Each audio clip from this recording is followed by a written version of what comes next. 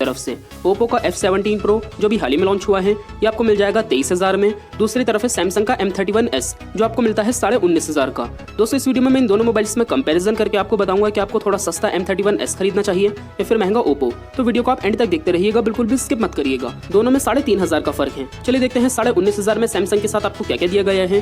तो जैसे आप अनबॉक्स करते हैं सबसे पहले एक मिनी बॉक्स मिलता है ऊपर की तरफ इस तरीके से रखा हुआ, जिसमें पीछे लगा हुआ है एक सिम इजेक्टर टूल। अंदर रखे हुए मिल जाते हैं कुछ यूजर मैनुअल, कवर इसके साथ आपको नहीं दिया गया। इसके बाद मिलता है मोबाइल एक रैपर के अंदर, जिसका डिटेल लुक हम अभी देखेंगे। उससे पहले देख लेते हैं बॉक्स के अंदर आपको दी गई है ये डेटा केबल। इसकी लेंथ और क्वालिटी दोनों बहुत ज्यादा अच्छी हैं और इसके साथ आपको टाइप सी केबल दी गई है। इसमें दोनों साइड ही टाइप सी पोर्ट है, चार्जर में भी टाइप सी पोर्ट ही कनेक्ट होता है। आखिर में रखा हुआ मिलता है ये व्हाइट कलर में चार्जर, जिसकी बिल्ड क्वालिटी काफी अच्छी है।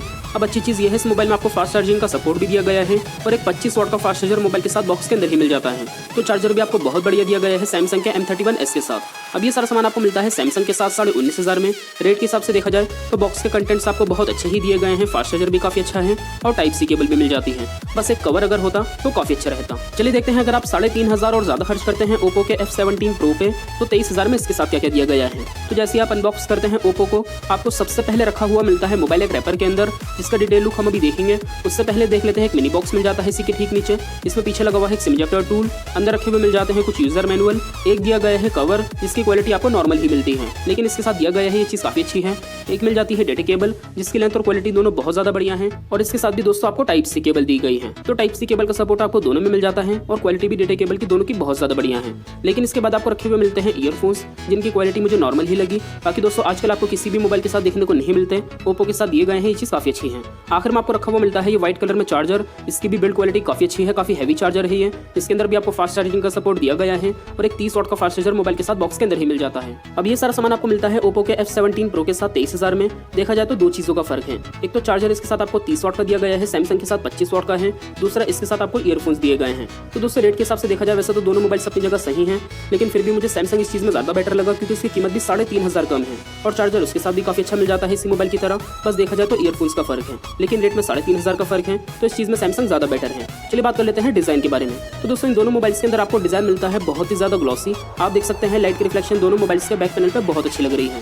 लेकिन ओप्पो के अंदर आपको मैट फिनिश में डिजाइन दिया गया है, तो डिजाइन जो है लुक वाइज वो और भी ज्यादा आपको बढ़िया मिल जाता है ओप्पो F17 Pro का। इसके अंदर जो आपको कलर्स मिलते हैं बैक पैनल पे वो बहुत ही ज्यादा अच्छे हैं। साइडों में आपको पर्पल कलर का इफेक्ट दिया गया है जो बहुत बढ़िया लगता है। बाकी दोस्तों बात करें कैमरे के बारे में तो ओप्पो में आपको पीछे की तरफ 4 कैमरे दिए गए हैं, जिसमें पहला कैमरा है 48 मेगापिक्सल का, दूसरा 8 मेगापिक्सल का और बाकी के 2 कैमरे हैं 2-2 मेगापिक्सल के। इसमें आपको फ्रंट में 2 कैमरे मिलते हैं, जिसमें पहला है 16 मेगापिक्सल का, दूसरा 2 मेगापिक्सल का। कैमरे की परफॉर्मेंस इसके अंदर आपको बहुत अच्छी मिल जाती है। वहीं दूसरी तरफ सैमसंग के अंदर आपको पीछे की तरफ 4 कैमरे दिए गए हैं, जिसमें पहला कैमरा है 64 मेगापिक्सल का, दूसरा 12 मेगापिक्सल का और बाकी के 2 कैमरे हैं 5-5 मेगापिक्सल के। इसका फ्रंट कैमरा है 32 मेगापिक्सल का। कैमरे की परफॉर्मेंस आपको सैमसंग के M31s के अंदर भी बहुत बढ़िया मिल जाती है। कैमरे के अंदर तो वैसे दोनों मोबाइल्स काफी अच्छे हैं, लेकिन ज्यादा बढ़िया आपको मिलता है सैमसंग का M31s ही। इसके अंदर आपको कैमरा और ज्यादा अच्छा दिया गया है ओप्पो से। इसी के साथ इसके अंदर आपको कीमत भी इसकी कम मिल जाती है। इसके अलावा दोस्तों आप देख सकते हैं कंप्लीट डिजाइन। इन दोनों मोबाइल्स में आपको किसका डिजाइन ज्यादा अच्छा लगा आप मुझे कमेंट करके जरूर बताइएगा। डिजाइन को लेकर तो ओप्पो ही बहुत ज्यादा अच्छा है, लुक वाइज इसका डिजाइन बहुत बढ़िया लग रहा है। बात करें दोस्तों डिस्प्ले के बारे में तो ओप्पो के अंदर आपको डिस्प्ले साइज दिया गया है 6.4 इंचेस के आसपास और सैमसंग के अंदर आपको डिस्प्ले मिलती है 6.5 इंचेस की। डिस्प्ले साइज में तो लगभग दोनों ही मोबाइल्स बराबर ही हैं। और दोस्तों ओप्पो के अंदर भी आपको एमोलेड डिस्प्ले दी गई है, सैमसंग के M31s के अंदर भी आपको एमोलेड डिस्प्ले मिल जाती है। तो डिस्प्ले की क्वालिटी दोनों मोबाइल्स में आपको बहुत ही ज्यादा बढ़िया दी गई है। लेकिन फिर भी एक्चुअल में कौन सा मोबाइल डिस्प्ले की क्वालिटी में ज्यादा अच्छा है मैं आपको दिखा देता हूँ। उससे पहले दोस्तों बात करें यूजर इंटरफेस के बारे में तो यूजर इंटरफेस कुछ इस तरीके से दिया गया है। ओप्पो के F17 Pro में आप ऊपर की तरफ स्वाइप करेंगे आपको सारी एप्लीकेशंस मिल जाती हैं। इसके अंदर आपको ऐप ड्रॉअर दिया गया है। वहीं दूसरी तरफ सैमसंग के M31s के अंदर भी आपको यूजर इंटरफेस कुछ इस तरीके से दिया गया है। आप ऊपर और नीचे की तरफ स्वाइप करेंगे सैमसंग में आपको सारी एप्लीकेशंस मिल जाती हैं। यूजर इंटरफेस के अंदर इन दोनों मोबाइल्स में सैमसंग ज्यादा अच्छा है, अंदर से चलाने में यही मोबाइल ज्यादा बेटर लगता है ओप्पो से। मुझे पर्सनली इसका यूजर इंटरफेस ज्यादा अच्छा लगा ओप्पो के कंपैरिजन में। दोनों मोबाइल्स की डिस्प्ले बिल्कुल फुल ब्राइटनेस करके मैं आपको करीब से दिखा देता हूँ। दोनों में आपको पंच होल कैमरा दिया गया है, डिस्प्ले के अंदर ही कैमरा है। सैमसंग में आपको बीच में मिलता है एक छोटा कैमरा। वहीं दूसरी तरफ ओप्पो में आपको 2 कैमरे दिए गए हैं लेफ्ट साइड पर। दोस्तों अगर आप एजेस बेजल्स देखेंगे तो आपको और ज्यादा कम मिल जाते हैं सैमसंग की डिस्प्ले में। डिजाइन तो वैसे दोनों का ही अच्छा है, लेकिन थोड़ा सा मुझे ज्यादा बेटर लगा सैमसंग का। बाकी दोस्तों अगर आप देखेंगे डिस्प्ले की क्वालिटी तो वो दोनों में आपको बहुत अच्छी दी गई है। फिर भी आपको एमोलेड डिस्प्ले और ज्यादा बेटर मिल जाती है सैमसंग की ओप्पो के कंपैरिजन में। लेफ्ट साइड से आप देखेंगे इन दोनों मोबाइल्स को आपको सिम की ट्रे दी गई है। दोनों ही मोबाइल्स के अंदर अंदर आप 2 सिम कार्ड, 1 मेमोरी कार्ड, तीनों चीज़ एक साथ लगा सकते हैं। इन दोनों मोबाइल्स में आपको ज़्यादा स्लिम मोबाइल मिलता है Oppo F17 Pro। ये इस मोबाइल की काफ़ी बड़ी खूबी है। ये मोबाइल काफ़ी स्लिम भी है, काफ़ी लाइट वेट भी है। सैमसंग से ज़्यादा लाइट वेट है ये मोबाइल। नीचे की तरफ से आप देखेंगे तो दोनों में charging port, speaker, mic, headphone jack दिया गया है। राइट साइड से आप देखेंगे तो दोनों में पावर के बटन। सैमसंग में आपको फिंगरप्रिंट स्कैनर पावर के बटन के अंदर ही दिया गया है राइट साइड पर। Oppo F17 Pro में आपको डिस्प्ले के अंदर मिलता है। ये चीज़ मुझे ज़्यादा बेटर लगी Oppo की। ऊपर की तरफ से आप देखेंगे तो दोनों मोबाइल्स में नॉइस कैंसिलेशन माइक दिया गया है। अब दोस्तों दोनों ही मोबाइल्स के अंदर आपको एक खूबी अच्छी मिल जाती है। दोनों के अंदर आपको एंड्रॉइड का बिल्कुल लेटेस्ट वर्जन दिया गया है, एंड्रॉइड 10। ये चीज़ दोनों में बहुत अच्छी है। सैमसंग के अंदर आपको 19,500 में मिलती है 6 GB की रैम, 128 GB की इंटरनल स्टोरेज। Oppo के F17 Pro में आपको 23,000 में मिलती है 8 GB की रैम, 128 GB की इंटरनल स्टोरेज। तो 2 GB रैम का फर्क है, Oppo में ज़्यादा दी गई है, बाकी स्टोरेज दोनों में जैसी है। अब दोस्तों बात करें बैटरी के बारे में, तो Oppo के अंदर आपको बैटरी मिलती है 4015 mAh की। इसके अंदर आपको एक दिन का बैटरी बैकअप आराम से मिल जाता है। लेकिन दूसरी तरफ सैमसंग में आपको बैटरी दी गई है 6000 mAh की। इसके अंदर आपको एक दिन का बैटरी बैकअप आराम से मिल जाता है और एक दिन से ज़्यादा ही मिलता है। बैटरी के अंदर दोनों अच्छे हैं, लेकिन ज़्यादा बढ़िया है सैमसंग का m31s ही। बात करें दोस्तों प्रोसेसर के बारे में, तो सैमसंग के अंदर आपको दिया गया है Exynos का 9611 प्रोसेसर और Oppo के अंदर आपको दिया गया है MediaTek का P95 प्रोसेसर।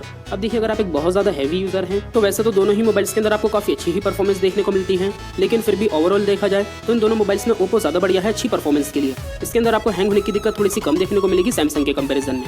अब दोस्तों ये सारी खूबियां कमी आपको मिलती हैं इन दोनों मोबाइल्स में। चलिए बात कर लेते हैं सबसे मेन चीज़, आपको इन दोनों में से कौन से लेना चाहिए कौन से नहीं। तो देखिए, मैटर सबसे पहले ये करता है कि आपको Oppo पे ज़्यादा भरोसा है या फिर सैमसंग पे। इसके बाद आपकी मेन जरूरत की चीज़ जो है वो किस मोबाइल में ज़्यादा अच्छी है। तो अगर आपको अच्छा चाहिए कैमरा तो आप M31s खरीदिएगा, ये मोबाइल आपके लिए ज़्यादा अच्छा रहेगा इन दोनों मोबाइल्स में। इसके अलावा अगर आपके लिए मैटर करती है मोबाइल की डिस्प्ले, तो डिस्प्ले दोनों में अच्छी है, लेकिन सैमसंग की कीमत कम है। अच्छी डिस्प्ले के लिए आप सैमसंग खरीदिएगा। और दोस्तों अगर आपके लिए मैटर करती है मोबाइल की बैटरी, तो वो भी आपको ज़्यादा बढ़िया मिल जाती है सैमसंग के अंदर। अच्छी बैटरी के लिए आप सैमसंग खरीदिएगा। इसके अलावा दोस्तों अगर आपके लिए मैटर करता है मोबाइल का डिज़ाइन, आपको स्लिम मोबाइल चाहिए, इसी के साथ लुक वाइज भी आपको डिज़ाइन अच्छा चाहिए, तो आप Oppo F17 Pro खरीदिएगा। ये मोबाइल पतला भी काफ़ी है और इसका डिज़ाइन भी आपको बहुत ही ज़्यादा बढ़िया दिया गया है। लुक वाइज इसका डिज़ाइन बहुत ज़्यादा अच्छा है सैमसंग से। अच्छे डिज़ाइन के लिए आप Oppo ही खरीदिएगा। और दोस्तों अगर आपके लिए मैटर करता है मोबाइल का प्रोसेसर, आप एक बहुत ज़्यादा हैवी यूजर हैं, तो इन दोनों मोबाइल्स में आप Oppo ही खरीदिएगा। परफॉर्मेंस इसके अंदर आपको लॉन्ग टर्म बेसिस पर ज़्यादा बढ़िया देखने को मिलेगी। तो Oppo के अंदर आपको दो चीज़ अच्छी मिल जाती हैं, लाइट वेट और स्लिम होने के साथ बहुत ज़्यादा बढ़िया डिज़ाइन, और दूसरा इसके अंदर आपको प्रोसेसर अच्छा दिया गया है। वहीं दूसरी तरफ सैमसंग में आपको 4 खूबियां बहुत अच्छी मिलती हैं कि उसका कैमरा अच्छा है, दूसरा इसकी डिस्प्ले बढ़िया है कम कीमत में ही, तीसरा इसके अंदर आपको बैटरी अच्छी दी गई है, और चौथा इसका यूजर इंटरफेस ज़्यादा अच्छा है। चलाने में ये मोबाइल ज़्यादा बेटर लगता है। बाकी दोस्तों स्टोरेज भी आपको सैमसंग में Oppo के बराबर ही दी गई है। बाकी इस चीज़ में दोनों मोबाइल्स अपनी जगह सही हैं। फिर भी देखा जाए तो इन दोनों मोबाइल्स में ज़्यादा खूबी आपको मिलती है सैमसंग के अंदर, इसी के साथ इसकी कीमत भी कम है।